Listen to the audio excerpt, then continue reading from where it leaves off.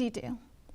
Opposition leader Mukul Sangma has criticized the National People's Party-led Meghalaya Democratic Alliance government for failing to curb the illegal mining and transportation of coal.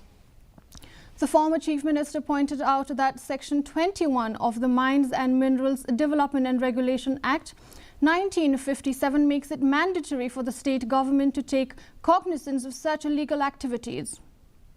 He further warned that if authorities fail to act, they must be held accountable for neglecting their duties. I think it is important for us to refresh ourselves with the responsibility that is vested upon the authorities pertaining to the issues of any illegal mining.